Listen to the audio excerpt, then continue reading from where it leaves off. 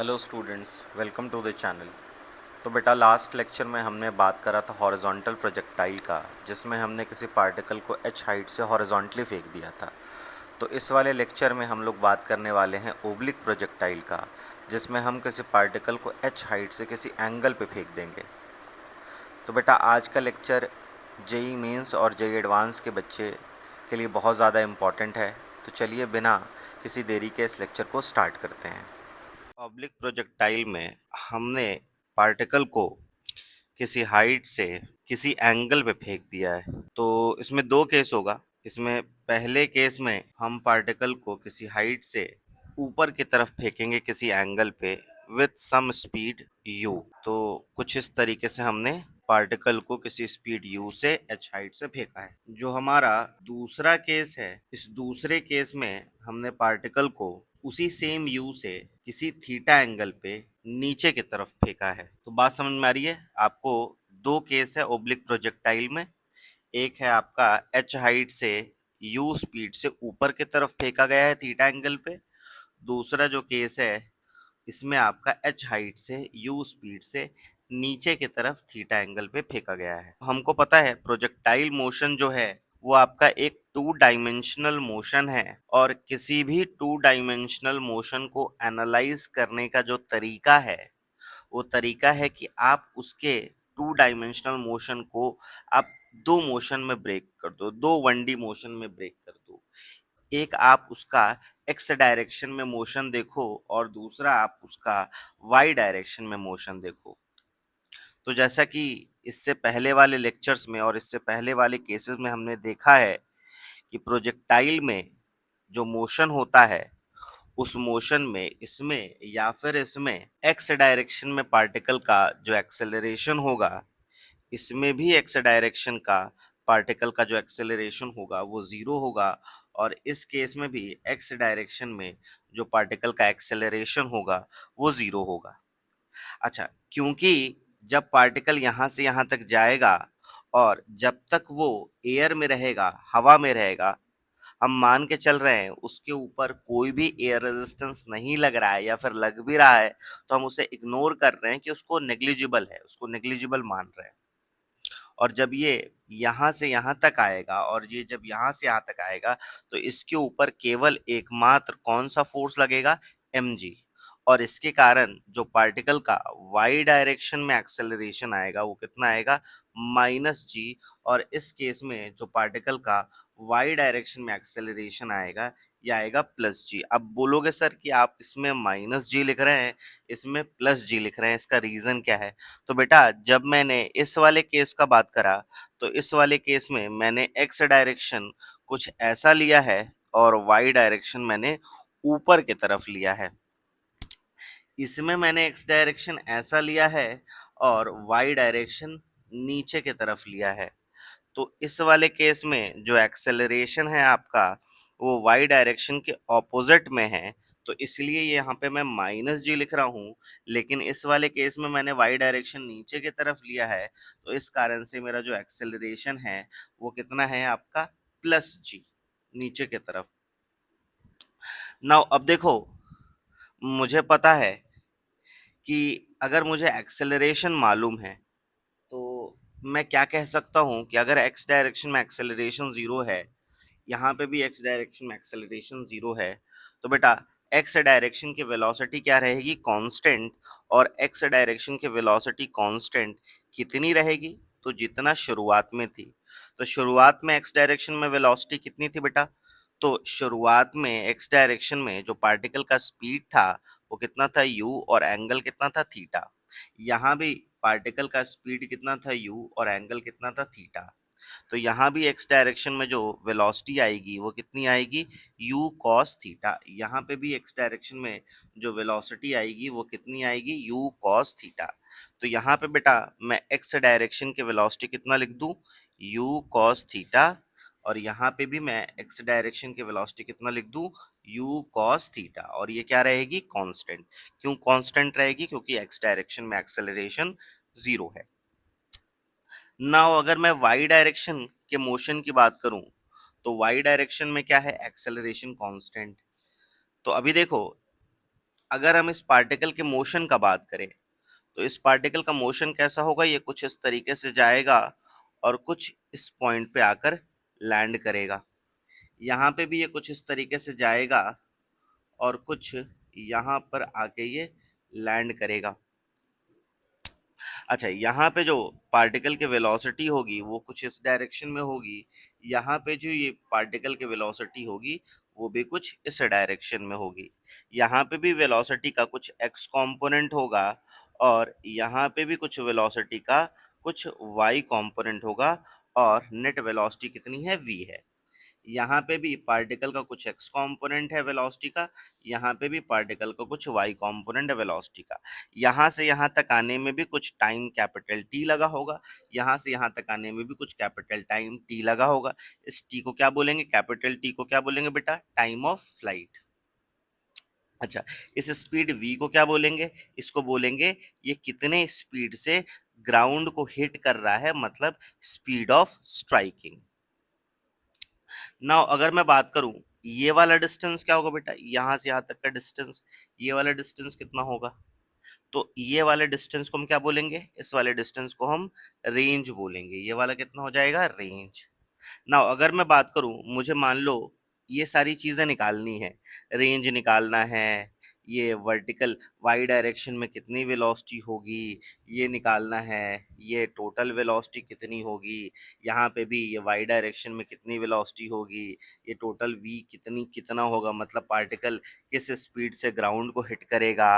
मान लो मुझे ये एंगल अल्फा भी निकालना है कि कितने एंगल पे ये ग्राउंड को हिट करेगा, ये सारी चीज़ें निकालनी है, टाइम ऑफ फ्लाइट निकालना है, रेंज निकालना है, ये सारी चीज़ें निकालनी है। तो ये सारी चीज़ें कैसे निकालेंगे, तो इसके लिए कुछ नहीं करना है, एक एक करके इसको डील करते हैं। तो सबसे पहले अगर हम बात करें कि मान लो मुझे टाइम ऑफ फ्लाइट निकालना है ना, सबसे पहले मैं बात कर रहा हूँ टाइम ऑफ फ्लाइट की।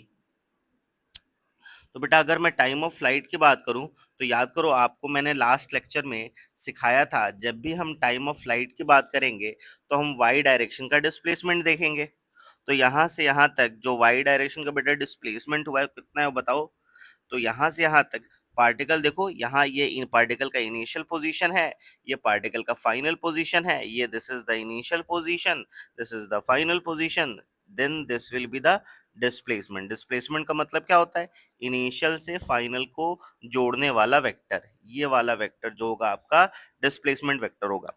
अच्छा, इस डिस्प्लेसमेंट का एक कंपोनेंट जो होगा वो नीचे की तरफ होगा, है ना, इसको क्या बोलेंगे, डिस्प्लेसमेंट इन वाई डायरेक्शन। और यहाँ से यहाँ तक का जो डिस्प्लेसमेंट होगा, ये वाला जो बेटा डिस्प्लेसमेंट है किस डायरेक्शन में है, ये एक्स डायरेक्शन में है। सिमिलरली यहाँ से यहाँ तक ये पार्टिकल का इनिशियल पोजीशन है, ये पार्टिकल का फाइनल पोजीशन है, तो बेटा इसको क्या बोलोगे, टोटल डिस्प्लेसमेंट, इनिशियल पोजीशन से फाइनल पोजीशन को जोड़ने वाला वेक्टर टोटल डिस्प्लेसमेंट।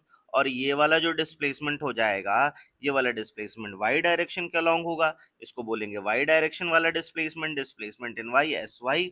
और इसको क्या बोलेंगे, डिस्प्लेसमेंट इन एक्स डायरेक्शन, मतलब एस एक्स बोलेंगे। बात समझ में आ रही है, कोई भी कंफ्यूजन, बहुत ही ज्यादा इजी है, कहीं पे भी कोई कंफ्यूज होने की कोई बात ही नहीं है, ठीक है। अच्छा, अगर हम बात करें, मैंने तुमको बताया था बेटा कि टाइम ऑफ फ्लाइट के लिए आपको डिस्प्लेसमेंट इन वाई डायरेक्शन को देखना है। तो अगर मैं इस पहले वाले केस में डिस्प्लेसमेंट इन वाई डायरेक्शन लिखूं, है ना, इस पहले वाले केस में डिस्प्लेसमेंट इन वाई डायरेक्शन लिखूं, मैं यहाँ पे इसकी कॉपी बना लेता हूँ, है ना। अगर मैं इस पहले वाले केस में डिस्प्लेसमेंट इन वाई डायरेक्शन लिखूं तो ये डिस्प्लेसमेंट इन वाई डायरेक्शन कितना आ जाएगा बेटा, तो ध्यान से देखो, मैंने मैंने आपको साइन को भी ध्यान में रखना है। मैंने यहाँ पे वाई डायरेक्शन ऊपर लिया था, है ना, और डिस्प्लेसमेंट किधर हो रहा है, नीचे की तरफ हो रहा है, तो डिस्प्लेसमेंट वाई डायरेक्शन कितना हो बताओ, ये डिस्प्लेसमेंट वाई डायरेक्शन हो गया बेटा -h। अच्छा, इस डिस्प्लेसमेंट को क्या लिखोगे बताओ, डिस्प्लेसमेंट तुमको पता है वाई डायरेक्शन में एक्सेलरेशन कांस्टेंट है, तो वाई डायरेक्शन में एक्सेलरेशन कांस्टेंट है तो क्या लगाएंगे, s बराबर U T plus half A T square. तो displacement in Y direction -h है, तो u कितना हो जाएगा बेटा, तो वाई डायरेक्शन में आपने ऊपर माना है, तो इनिशियली वाई डायरेक्शन की वेलोसिटी कितनी है, देखो एक्स डायरेक्शन की वेलोसिटी कितनी है इनिशियल, तो है ये एक्स डायरेक्शन की velocity u cos theta, Y direction की जो इनिशियल वेलोसिटी है ये पार्टिकल की, अगर मैं तुमसे पूछूं पार्टिकल की इनिशियल वेलोसिटी कितनी है तो तुम क्या बताओगे, यू बताओगे। पार्टिकल की इनिशियल वेलोसिटी का एक्स कंपोनेंट कितना बताओगे, यू cos थीटा बताओगे। पार्टिकल की इनिशियल वेलोसिटी का वाई कंपोनेंट कितना बताओगे, तो ये यू साइन थीटा बताओगे। ठीक है, तो एस वाई बराबर कितना हो जाएगा बेटा, minus H into U sine theta into T minus half G T square. ठीक है, कोई दिक्कत नहीं है। अच्छा, अब हम क्या करने वाले हैं, हमें टाइम निकालना है, टाइम ऑफ फ्लाइट निकालना है। और देखो, हमको टाइम ऑफ फ्लाइट निकालने के लिए हमको एक क्वाड्रेटिक सॉल्व करना पड़ेगा। तो लिख लेते quadratic, half G T square minus U sine theta into T minus H is equals to zero. तो यहाँ से टाइम का क्वाड्रेटिक सॉल्व करेंगे, दो आंसर आएंगे, एक आंसर रिजेक्ट हो जाएगा, एक आंसर हम उसको रख लेंगे, वो हमारा आंसर हो जाएगा। अच्छा, सिमिलरली यहाँ भी वही काम करे तो क्या आएगा बेटा, तो यहाँ पे भी लिखेंगे डिस्प्लेसमेंट इन वाई डायरेक्शन। तो जो हमारा डिस्प्लेसमेंट इन वाई डायरेक्शन बनेगा, लेकिन यहाँ पे देखो इस केस और इस केस में हमने एक चीज अलग करी है, वो अलग क्या है बताओ। यहाँ पे हमने वाई डायरेक्शन ऊपर माना, लेकिन यहाँ पे हमने वाई डायरेक्शन नीचे माना। अच्छा, अगर हम यहाँ वाई डायरेक्शन नीचे मानेंगे तो ये पार्टिकल का इनिशियल पोजीशन है और ये पार्टिकल का फाइनल पोजीशन है, ये डिस्प्लेसमेंट होगा और इसे बोलेंगे डिस्प्लेसमेंट का वाई कंपोनेंट। और ये डिस्प्लेसमेंट का वाई कंपोनेंट नीचे की तरफ है, पॉजिटिव वाई डायरेक्शन में ही है, तो इसको कितना लिख देंगे, डिस्प्लेसमेंट वाई डायरेक्शन को बताओ, ये लिख देंगे प्लस एच। अच्छा, now displacement in Y direction को पता है, वाई डायरेक्शन में एक्सेलरेशन कांस्टेंट है, तो U T plus half A T square लगा लेंगे। लेकिन यहाँ पे देखो, यहाँ पे जो u है, इस u का y डायरेक्शन में जो कंपोनेंट आएगा, ये कितना आएगा, u साइन थीटा। तो इसको लिख लेंगे u sine theta into T plus half G T square. Plus plus half G क्यों आ रहा है, एक्सेलरेशन देखो, एक्सेलरेशन नीचे की तरफ है, मैंने नीचे ही y माना है ना, तो पॉजिटिव ही होगा। अच्छा, ये आ गया मेरा डिस्प्लेसमेंट। ठीक है, अब यहाँ से भी ये डिस्प्लेसमेंट कितना था बताओ, एच एच था। तो यहाँ से भी मुझे टाइम निकालने के लिए वापस से क्वाड्रेटिक सॉल्व करनी पड़ेगी। तो लिख लेते हैं इस क्वाड्रेटिक को, half G T square plus U sine theta into T minus H is equals to zero. ठीक है, कोई दिक्कत नहीं है। अब यहाँ से टाइम निकालते हैं, यहाँ से भी टाइम निकालते हैं, यहाँ से भी टाइम निकालते हैं। यहाँ से टाइम जो आएगा वो इस वाले केस का टाइम ऑफ फ्लाइट होगा, यहाँ से जो टाइम निकालेंगे वो इस वाले केस का टाइम ऑफ फ्लाइट होगा। तो यहाँ से देखो, टाइम निकालने के लिए क्वाड्रेटिक सॉल्व करनी पड़ेगी, कितना आ जाएगा। क्वाड्रेटिक का फॉर्मूला क्या होता है बताओ, अगर मेरे पास कोई इक्वेशन है A X square plus B X plus C, यहाँ मैं लिख देता हूँ, सिंस सिंस हमें पता है A X square plus B X plus C is equals to zero, ये एक क्वाड्रेटिक इक्वेशन है। और इस क्वाड्रेटिक इक्वेशन के जो रूट्स होते हैं, वो रूट्स कितने होते हैं, minus B plus minus root under B square minus 4ac divided by 2a होता है ना। तो यहाँ पे ये हमारे पास क्वाड्रेटिक क्वाड्रेटिक है और हम ये वाला फॉर्मूला अप्लाई कर देंगे, तो हमारे पास जो टाइम आ जाएगा, वो टाइम कितना आ जाएगा बताओ, ये आ जाएगा माइनस बी। बी की जगह क्या है बताओ, यहाँ पे ये एक्स में क्वाड्रेटिक है और यहाँ पे ये किस में क्वाड्रेटिक है, यहाँ पे टाइम में क्वाड्रेटिक है ना। यहाँ पे ये एक्स में क्वाड्रेटिक है, यहाँ पे टाइम में क्वाड्रेटिक है ना। एक्स स्क्वायर का जो कोइफिशिएंट होगा उसको ए बोलेंगे, यहाँ पे टी स्क्वायर का जो कोइफिशिएंट होगा जी बाई टू उसको ए बोलेंगे, है ना। यहाँ पे एक्स का कोइफिशिएंट बी है ना। यहाँ पे टी का कोइफिशिएंट क्या हो जाएगा, ये पूरा बी हो जाएगा। यहाँ पे कांस्टेंट टर्म क्या है, ये माइनस एच, तो ये पूरा सी हो जाएगा।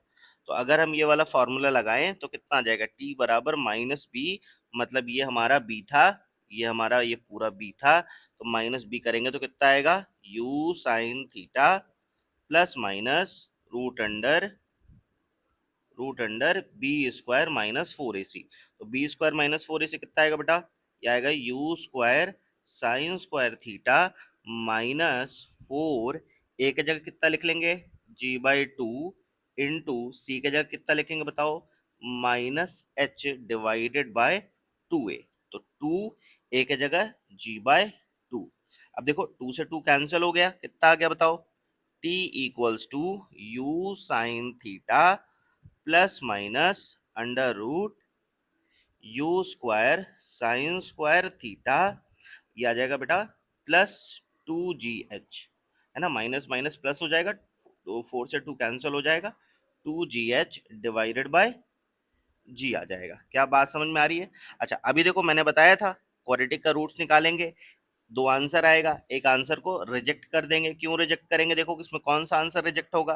तो टाइम का यहाँ पे दो वैल्यू आ रहा है, एक आ रहा है U sine theta plus root under U square sine square theta plus 2gh divided by G. और दूसरा आंसर क्या आ रहा है बताओ? दूसरा आंसर आ रहा है time is equals to U sine theta minus root under U square sine square theta plus 2gh divided by G. अब बताओ बेटा कौन सा आंसर सही होगा? तो हमारा ये वाला आंसर हम इसको एक्सेप्ट कर लेंगे और इसको रिजेक्ट कर लेंगे। इसको रिजेक्ट क्यों करेंगे? तो क्योंकि ये वाला आंसर हमारा क्या है, ये वाला आंसर क्या है हमारा, नेगेटिव। तो टाइम कभी नेगेटिव नहीं होगा, इसलिए ये वाला आंसर रिजेक्ट कर देंगे। ठीक है, तो हमारा जो टाइम ऑफ फ्लाइट हो जाएगा, this will be our time of flight. ठीक है, तो इसको हम कैपिटल टी या फिर हम इसे क्या कहेंगे, टाइम ऑफ फ्लाइट कहेंगे। कोई बात कोई दिक्कत आ रही है? सबको समझ में आ रहा है ना? चलो अब वापस आ जाते हैं। चलो इसको सॉल्व करते हैं, है ना। यहाँ से देखो अगर मैं टाइम का क्वाड्रेटिक सॉल्व करूँ तो टाइम कितना आएगा? टाइम आएगा फिर से माइनस बी, तो minus U sine theta plus minus root under B square. ये बी स्क्वायर की जगह क्या आ जाएगा बताओ? बी स्क्वायर की जगह आ जाएगा U square sine square theta और माइनस 4ac। तो मैं इसको डायरेक्टली लिख दे रहा हूँ, ये आ जाएगा वापस से 2gh डिवाइडेड बाय 2a और ये आ जाएगा g। और यहाँ से देखो फिर से वही होगा, टाइम के दो आंसर आएंगे, U sine theta plus root under U square sine square theta plus 2gh divided by G. और दूसरा आंसर क्या आएगा? ये आएगा minus U sine theta minus U square sine square theta plus 2gh divided by G. तो बताओ किसको accept करोगे, है ना। तो इस वाले को हम एक्सेप्ट कर लेंगे और इस वाले को रिजेक्ट कर देंगे। तो जो हमारा टाइम ऑफ फ्लाइट आ जाएगा इस वाले केस का, ये इसको बोलेंगे टाइम ऑफ फ्लाइट। क्या बात समझ में आ रही है बताओ? क्या कोई कंफ्यूजन है? तो ये जो पूरा है ये बहुत ही ज़्यादा इजी है, ये पूरा केस बहुत ही ज़्यादा इजी है। आपको कुछ नहीं करना, बस आपको बेसिक कॉन्सेप्ट लगाने हैं, आपको बेसिक कॉन्सेप्ट आना चाहिए, आपको पता होना चाहिए कि प्रोजेक्टाइल मोशन 2D मोशन है और किसी भी 2D मोशन को दो 1D मोशन में तोड़ देंगे, है ना। प्रोजेक्टाइल के केस में जो हॉरिजॉन्टल डायरेक्शन वाला मोशन हो जाएगा वो आपका कांस्टेंट मोशन हो जाएगा, उसमें वेलोसिटी कांस्टेंट रहेगी, वेलोसिटी चेंज नहीं होगी। वाई डायरेक्शन का जो मोशन है वो आपका कांस्टेंट एक्सेलरेशन का मोशन है। तो हमें कुछ नहीं करना, हमारे पास तीन इक्वेशन है, v equals to U plus A T, S equals to U T plus half A T square and V square equals to U square plus 2s। उसी को हमको लगाने हैं, ज़्यादा दिमाग नहीं लगाना। ठीक है, टाइम ऑफ फ्लाइट निकालने के लिए क्या करेंगे? तो टाइम ऑफ फ्लाइट निकालने के लिए मैंने आपको बताया है, आपको कुछ नहीं सोचना, डिस्प्लेसमेंट इन वाई डायरेक्शन सोचना है। ठीक है, और इक्वेशन लिख के सॉल्व करके टाइम ऑफ फ्लाइट निकाल लेना है। अच्छा, अब आ जाते हैं टाइम ऑफ फ्लाइट के बाद जो हम नेक्स्ट चीज निकालेंगे वो नेक्स्ट चीज क्या होगा बताओ? तो नेक्स्ट चीज होगा ये कितने वेलोसिटी से ग्राउंड को हिट करेगा, कितने स्पीड से ये ग्राउंड को हिट करेगा। ठीक है, तो आ जाओ, तो नेक्स्ट निकाल रहे हैं speed of striking. Speed of striking, तो नेक्स्ट बात कर रहे हैं स्पीड ऑफ स्ट्राइकिंग की। तो ये हमारा एच हाइट है और इस एच हाइट से हमने प्रोजेक्टाइल को किसी यू स्पीड से थीटा एंगल पे फेंका था और ये कुछ ऐसा गया था यहाँ पे। और जब ये ग्राउंड पे आया था तो इसकी कुछ वेलोसिटी v थी, इसका कुछ x कंपोनेंट था जिसे हम vx कह रहे थे और कुछ y कंपोनेंट था vy। अच्छा, इसका जो दूसरा वाला केस था इसमें क्या करा था, हमने इस पार्टिकल को इसी सेम एच हाइट से यू स्पीड से, सेम स्पीड यू से थीटा एंगल पर नीचे फेंक दिया था, नीचे की तरफ। तो ये पार्टिकल कुछ ऐसा गया था और ये पार्टिकल भी जब ग्राउंड को हिट करने वाला था तो इसकी कुछ वेलोसिटी v थी, एक्स डायरेक्शन के वेलोसिटी को हमने वी एक्स कहा था, वाई डायरेक्शन के वेलोसिटी को हमने वी कहा था, और नेट वेलोसिटी कितनी थी, वी थी। और ये कुछ एंगल अल्फा भी था, यहाँ भी ये कुछ एंगल अल्फा भी था। नाउ अभी हम ये वी निकालना चाहते हैं, तो हमें पता है हम v कैसे निकालेंगे, तो हमें vx और vy मालूम होने चाहिए। तो हमें पता है vx तो हम बड़े आसानी से निकाल लेंगे, क्योंकि हमको पता है प्रोजेक्टाइल में x डायरेक्शन में एक्सेलरेशन 0 होता है, तो वेलोसिटी कांस्टेंट रहेगी। तो ये vx किसके बराबर रहेगी, तो शुरुआत में जितना था, तो शुरुआत में कितना था बताओ, शुरुआत में x डायरेक्शन में वेलोसिटी था u cos थीटा, और y डायरेक्शन में वेलोसिटी था u sin थीटा। इसमें भी शुरुआत में x डायरेक्शन में वेलोसिटी कितना था, u cos theta, y direction में वेलोसिटी कितना था बताओ, y डायरेक्शन में वेलोसिटी था u sin थीटा। तो यहाँ पे भी ये जो vx है, ये vx कितना हो जाएगा, u cos थीटा। यहाँ पे भी ये vx कितना हो जाएगा, u cos थीटा। यहाँ पे ये vy कितना हो जाएगा, u sin थीटा। यहाँ पे भी ये vy कितना हो जाएगा, u sin theta. Sorry sorry sorry sorry sorry sorry sorry, मैंने यहाँ पे मिस्टेक कर दिया है, सिर्फ vx होगा u cos थीटा, vy तो बदलेगा ना, y डायरेक्शन में पार्टिकल का y डायरेक्शन में एक्सेलरेशन है ना, तो वेलोसिटी बदल जाएगी। x डायरेक्शन में सिर्फ एक्सेलरेशन 0 है, तो सिर्फ x डायरेक्शन के वेलोसिटी कांस्टेंट रहेगी, तो y डायरेक्शन का वेलोसिटी क्या हो जाएगा, चेंज होगा।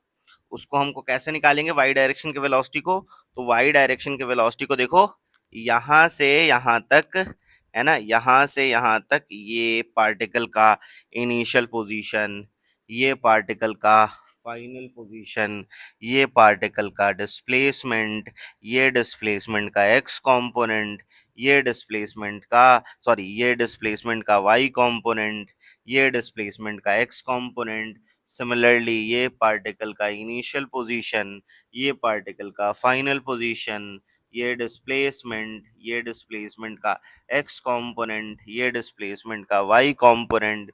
यहाँ भी डिस्प्लेसमेंट का जो वाई कंपोनेंट है वो h है, यहाँ भी डिस्प्लेसमेंट का जो वाई कंपोनेंट है वो h है। अच्छा, वाई डायरेक्शन में जो आपका मोशन हो रहा है वो कांस्टेंट एक्सेलरेशन हो रहा है, तो हमें डिस्प्लेसमेंट मालूम है, इनिशियल वेलोसिटी भी मालूम है। हमें क्या निकालना है, हमें निकालना है vy, तो हम क्या यूज़ करेंगे, v square equals to U square plus 2as, है ना। तो v square is equals to U square, तो यू स्क्वायर कितना हो जाएगा, U square sine square theta plus. अच्छा, इस वाले केस में आपको केयरफुल रहना है, मैंने y ऊपर माना है, यहाँ मैंने y नीचे माना है, ठीक है। तो यहाँ ऊपर पॉजिटिव है, यहाँ बना देता हूँ, ऊपर पॉजिटिव है, यहाँ पर पे नीचे पॉजिटिव है, ठीक है। तो भी square equals to U square sine square theta plus 2g के जगह इस वाले केस में क्या लिखेंगे, माइनस जी, है ना। और डिस्प्लेसमेंट कितना हो जाएगा बताओ, डिस्प्लेसमेंट भी हो जाएगा माइनस एच। बात समझ में आ रही है, डिस्प्लेस मैंने ऊपर पॉजिटिव माना है, डिस्प्लेसमेंट नीचे है, तो आपका क्या हो जाएगा, माइनस एच। और वाई डायरेक्शन का डिस्प्लेसमेंट की बात चल रही है, तो वाई डायरेक्शन, क्योंकि वाई डायरेक्शन में V square equals to U square plus 2s लगा रहे हैं, ठीक है। तो भी Y square equals to U square, Y direction की इनिशियल वेलोसिटी का square, U square sine square theta plus 2as, ए आपका हो जाएगा एक्सेलरेशन वाई डायरेक्शन में किधर है, नीचे की तरफ है, तो माइनस जी, क्योंकि ऊपर पॉजिटिव माना है, डिस्प्लेसमेंट माइनस एच, क्योंकि ऊपर पॉजिटिव माना है, तो कितना आ जाएगा बताओ, वाई डायरेक्शन की वेलोसिटी जो आ जाएगी, ये आ जाएगी under root U square sine square theta plus 2gh। अच्छा, यहाँ पे बताओ, यहाँ पे भी फिर से वही लिखेंगे, है ना, V square equals to U square plus 2as, तो कितना आ जाएगा बताओ, V square equals to U square, कितना आ जाएगा, U square sine square theta plus 2as, V square equals to U square plus 2as। और देखो यहाँ पे हमने नीचे पॉजिटिव माना है, तो नीचे पॉजिटिव माना है, तो क्या हो जाएगा बताओ, 2as। तो ए कितना हो जाएगा बताओ, ए हो जाएगा हमारा, यहाँ पे ए हो जाएगा बताओ, यहाँ पे ए हो जाएगा बताओ, ये आ जाएगा जी प्लस जी। और डिस्प्लेसमेंट वाई डायरेक्शन पे कितना आ जाएगा, एच आ जाएगा। तो वी वाई कितनी आ जाएगी बताओ, ये भी वही आ जाएगी, under root U square sine square theta plus 2gh। अच्छा देखो, तुम लोग कंफ्यूज मत होना कि सर ने इसमें पॉजिटिव माना था, इसमें नेगेटिव माना है, मतलब इसमें ऊपर पॉजिटिव माना है और इस वाले केस में नीचे पॉजिटिव माना है, तो सर ने ऐसा क्यों किया है? तो देखो, आपका अगर मन कर रहा है तो आप ऊपर ही पॉजिटिव मान लो दोनों केस में, है ना? आपका अगर मन कर रहा है आप दोनों ही केस में नीचे पॉजिटिव मान लो, किसी एक में पॉजिटिव मान लो, किसी एक में नेगेटिव मान लो, ठीक है। मैंने बस ऐसे ही रैंडमली चूज कर लिया ऊपर पॉजिटिव, इस वाले केस में ऊपर पॉजिटिव और इस वाले केस में ऊपर नेगेटिव चूज कर लिया है। अगर आप कुछ और साइन कन्वेंशन चूज करोगे उससे भी सेम ही आंसर आएगा। तो आपको इसके बारे में, साइन कन्वेंशन के बारे में ज्यादा मतलब सोचना नहीं है। बस किधर भी पॉजिटिव मान लो, किधर भी पॉजिटिव मान के इक्वेशन लगा लो। आपको ज़्यादा सोचना नहीं है कि किधर हम पॉजिटिव माने किधर नेगेटिव माने। लेकिन मेरा जो प्रेफरेंस है, मैं जनरली डिस्प्लेसमेंट जिधर पॉजिटिव होता है मैं उधर ही, डिस्प्लेसमेंट जिधर होता है मैं उधर ही पॉजिटिव मानता हूँ। मतलब पार्टिकल का डिस्प्लेसमेंट जिधर होगा मैं उधर ही पॉजिटिव मानूंगा। तो आपकी मर्जी है, आप किधर पॉजिटिव मानना चाहते हो, ऊपर मानना चाहते हो ऊपर मान लो, नीचे मानना चाहते हो नीचे मान लो। तो मैं किधर भी मान लेता हूँ। आप जैसे इस वाले केस में मैंने किधर भी मान लिया है।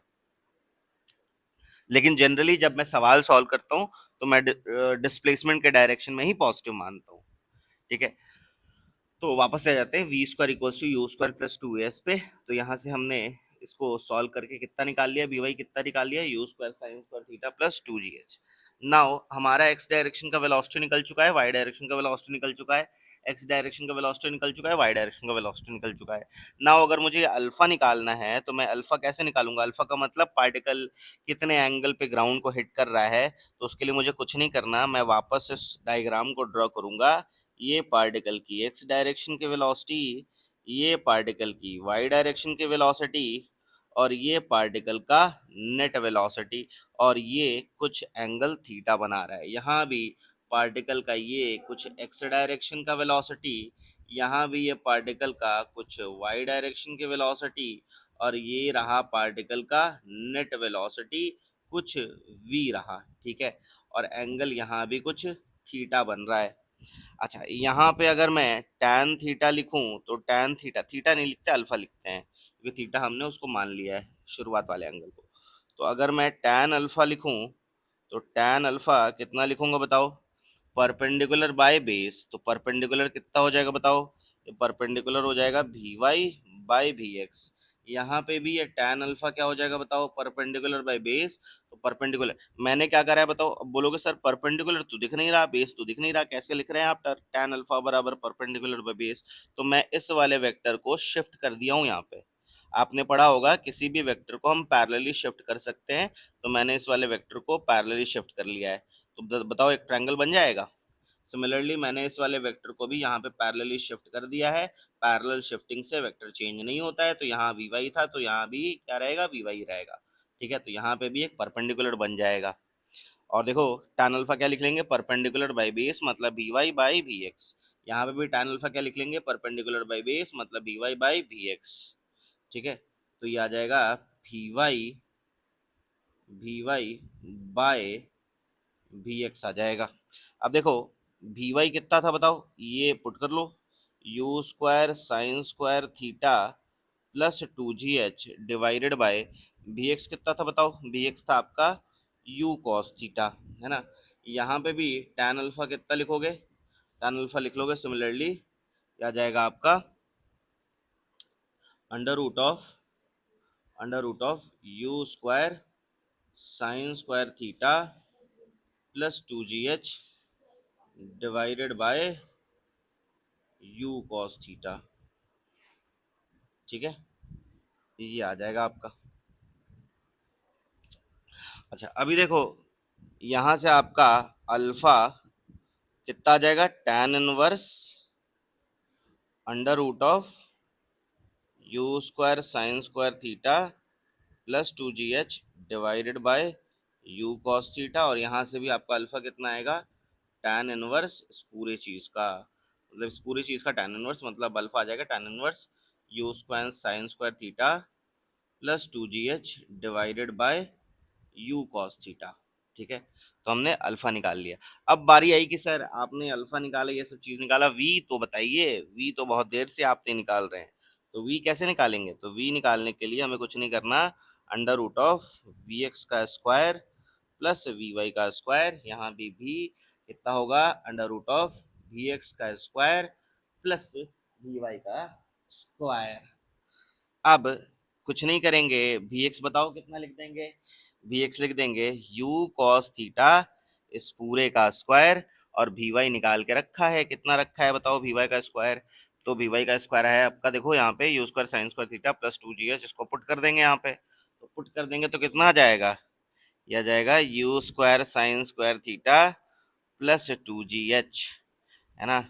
थोड़ा सा राइटिंग खराब हो रहा है, इसको सही से लिख देते हैं।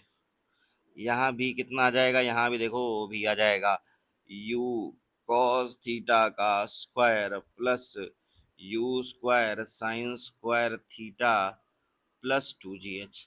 अच्छा, अब देखो आप लोगों ने पढ़ा होगा cos square theta plus sign square theta कितना होता है, वन होता है। तो ये यहाँ हम यू स्क्वायर कॉमन निकाल लेंगे, और ये क्या बन जाएगा cos square theta plus sign square theta plus two G H.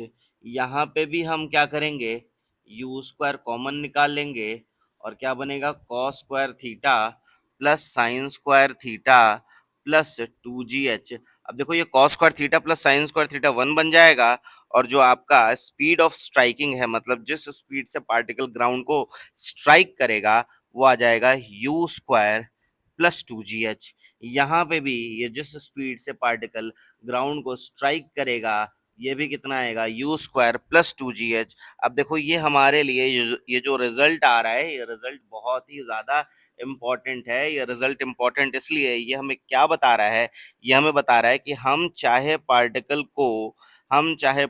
को किसी यू स्पीड से 30 डिग्री पे फेंके, 60 डिग्री पे फेंके, मतलब जो स्पीड ऑफ स्ट्राइकिंग है, ये पार्टिकल ग्राउंड को ये पार्टिकल ग्राउंड को किस स्पीड से, अगर तुमने एच हाइट से किसी पार्टिकल को यू स्पीड से ऐसे उछाला है, तुम ऐसे फेंक दिए हो, नीचे की तरफ फेंक दिए हो, ऊपर की तरफ फेंक दिए हो, इधर फेंक दिए हो, इधर फेंक दिए हो, इधर फेंक दिए हो, तुम चाहे पार्टिकल को किसी हाइट से सेम स्पीड से, चाहे तुम किसी भी डायरेक्शन में फेंक दो, कुछ भी थीटा हो जाए, तुम्हारा जो स्पीड है, जिस स्पीड से वो ग्राउंड को हिट करेगा, वो कभी चेंज नहीं होगा, सारे केस में वो सेम होगा, क्योंकि हमारा जो आंसर है वो थीटा पे डिपेंड ही नहीं कर रहा है, ये थीटा इंडिपेंडेंट हो गया।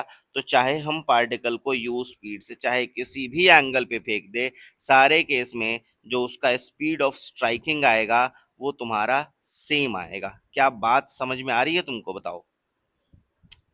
चलो, तो आगे बात करते हैं। तो बेटा हमने क्या क्या निकाल लिया, स्पीड ऑफ स्ट्राइकिंग निकाल लिया, टाइम ऑफ फ्लाइट निकाल लिया, एंगल निकाल लिया। अब एक लास्ट चीज बच रहा है, उसको भी निकाल लेते हैं, वो है हमारा रेंज, हॉरिजॉन्टल रेंज। अच्छा, ये हॉरिजॉन्टल रेंज कैसे निकालेंगे, तो निकालना बड़ा आसान है, दोनों ही केस में हम हॉरिजॉन्टल रेंज निकाल लेंगे। कैसे निकालेंगे, तो हमें पता है एक्स डायरेक्शन में रेंज का मतलब क्या है, तो रेंज का मतलब है कि पार्टिकल टाइम ऑफ फ्लाइट में एक्स डायरेक्शन में कितना चला है। यहाँ भी रेंज का मतलब क्या है कि पार्टिकल एक्स डायरेक्शन में टाइम ऑफ फ्लाइट में कितना चला है। तो देखो पार्टिकल टाइम ऑफ फ्लाइट में एक्स डायरेक्शन में कितना चलेगा, इसको निकालने के लिए हमको एक्स डायरेक्शन के मोशन को देखना पड़ेगा, और एक्स डायरेक्शन का मोशन बड़ा सिंपल सा है। एक्स डायरेक्शन में पार्टिकल की वेलोसिटी कांस्टेंट है, तो अगर हम किसी भी टाइम में उसका डिस्प्लेसमेंट लिखना चाहें, तो हम सिंपली डिस्प्लेसमेंट बराबर वेलोसिटी इनटू टाइम लिख देंगे। तो पार्टिकल का जो एक्स डायरेक्शन में डिस्प्लेसमेंट रेंज हम कह रहे हैं, ये रेंज किसके बराबर हो जाएगा, एक्स डायरेक्शन की velocity, that is you cos theta into time of flight. यहाँ भी वही आएगा, और इस केस में भी, दूसरे वाले केस में भी रेंज आ जाएगा आर बराबर you cos theta into time of flight, ये टी एफ आ जाएगा। अच्छा, आपने इन दोनों ही केस में टाइम ऑफ फ्लाइट निकाल के रखी है। यहाँ पे देखो टाइम ऑफ फ्लाइट कितना निकाला था, पहले वाले केस में निकाला था U sine theta plus under root of U square sine square theta plus two G H divided by G. तो ये टाइम ऑफ फ्लाइट आ जाएगा आपका, आ जाएगा अंडर रूट ऑफ, ये आ जाएगा U sine theta plus under root of U square sine square theta plus two G H divided by G, और इस केस में भी रेंज आ जाएगा U cos theta into U sine theta plus under root of U square sine square theta plus, sorry इस वाले में तो माइनस आया था ना, इस वाले में एक second, time of flight minus U sine theta आया था, सॉरी। तो इसमें आ जाएगा माइनस, यहाँ माइनस कर लो, है ना, minus U sine theta plus 2GH plus 2GH divided by G आ जाएगा। ये आपका दोनों ही केस में रेंज आ जाएगा, ठीक है। तो हमने क्या क्या निकाल लिया, हमने किसी पार्टिकल को यू स्पीड से फेंका, हमने टाइम निकाला, किस स्पीड से हिट करेगा वो निकाला, कितने एंगल पे हिट करेगा वो निकाला, रेंज निकाला, टाइम ऑफ फ्लाइट, सब कुछ निकाल लिया हमने, ठीक है। तो चलो, आई होप आपको ये लेक्चर समझ में आया होगा, है ना। अगले लेक्चर में, ये इसके आने वाले लेक्चर में हम इस पे एक दो क्वेश्चन भी ले लेंगे। आपको आपको मैं एक क्वेश्चन होमवर्क में भी दे देता हूँ, है ना। तो चलो एक क्वेश्चन होमवर्क में ले लो। एक पार्टिकल है ना, एक पार्टिकल है, इसको हम 45 मीटर की हाइट पे किसी 10 मीटर पर सेकंड से किसी 37 डिग्री के एंगल पे फेंक रहे हैं। और यहाँ पे जो दूसरा सवाल आपका होमवर्क है, ये है 20 मीटर की हाइट पे हमने किसी पार्टिकल को ऐसे अ, मान लेते हैं, कुछ कुछ और मान लेते हैं, 20 मीटर पर सेकंड मान लेते हैं, और इसको 53 डिग्री के एंगल पे फेंका है। और आपका होमवर्क है calculate range, time of flight, speed of striking, angle of striking, है ना। Range, time of flight, speed of striking, angle of striking, ये सारा कैलकुलेट करना, ठीक है।